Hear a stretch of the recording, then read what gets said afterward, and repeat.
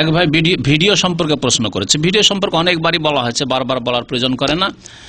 আমি বলছি এবং আমি সৌদি আরবের বড় বড় ওলামায়ে কেরামদের রেফারেন্স দিয়ে বলছি যে ভিডিও ছবি নয়।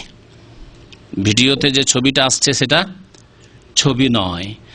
এটা যদি ছবি বলেন তো ওই লোককে আমি জিদ্দার বক্তব্য বলেছিলাম, কারণ জিদ্দাতে কিছু কট্টরপন্থী ভাইয়েরা হিদায়াত হওয়ার পরে আবার কট্টরপন্থী হয়েছে, ওদের উত্তর বলেছিলাম গত 1 বছর আগে, যে যারা বলবে যে ভিডিও ক্যামেরার এই বক্তব্য আসছে এটা ছবি, তাদের আয়না দেখা জায়েজ নয়। আয়নার সামনে যখন দাঁড়াচ্ছেন তখন আপনার ছবি আসে না? এটা কি ছবি? ছায়া। তাহলে আয়না দেখা জায়েজ না জায়েজ নয়? যদি জায়েজ নাই হতো বা সন্দেহ থাকতো, নবী করিম সাল্লাল্লাহু আলাইহি ওয়াসাল্লাম আয়না দেখা দোয়া শিখাইতেন নাকি?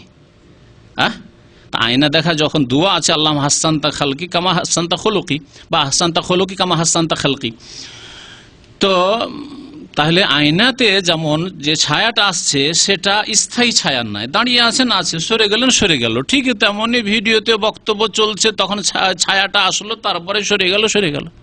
এটা ছবি নয়। ছবি যেটা ধরে রাখা হয় দেওয়ালে অঙ্কন করে, কাগজে অঙ্কন করে, আর এর চাইতে বড় অপরাধের ছবি হচ্ছে যেটা মূর্তির মতো তৈরি করে, পাথর দিয়ে মাটি দিয়ে তৈরি করে যেসব মূর্তি পূজা হয়েছে, এটা সবচেয়ে বড় অপরাধের ছবি। এর আগে অনেকবারই বলেছি, আল্লাহ পাক যেন বুঝার তৌফিক দান করেন আর হিদায়াত দান করেন। তারপরে যেই লোক প্রশ্ন করেছে তাকে কসম করে জিজ্ঞাসা করছি যে আপনি খবর শোনেন, টিভির খবর, ওখানে মহিলার খবর শোনেন, আর সিরিয়াল দেখেন, ফিল্মও দেখেন, আপনি না দেখলে আপনার ভাই আত্মীয় স্বজন দেখে, আপনার বাড়িতে টিভি আছে, এমন কোন বাড়ি আজকাল পাওয়া মুশকিল, এখানে মনে হয় 1-2 বাড়ি পাবো কিনা যাদের বাড়ি টিভি মুক্ত আছে।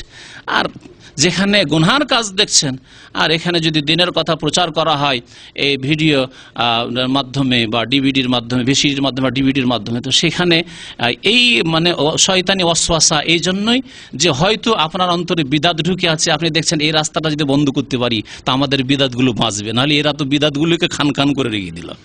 আমাদের মিলাদের বিদাত আর শবে বরাতের বিদাত সমস্ত। আমার কাছে গত সপ্তাহে এক মহিলা অস্ট্রেলিয়া থেকে, বাংলাদেশের মহিলা, সেখানে ন্যাশনালিটি পেয়ে আছে, অস্ট্রেলিয়া থেকে সে ইমেল লিখছে যে আপনার শবে বরাতের বক্তব্য শুনে আমার শবে বরাতটা ক্লিয়ার হয়ে গেছে।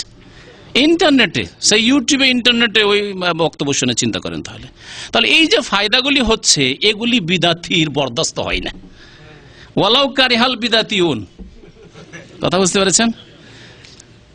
ওয়ালাউ কারিহাল মুশরিকুন ওয়ালাউ কারিহাল কাফিরুন, তো শুনলেন এতে কোরআনে কারিমে।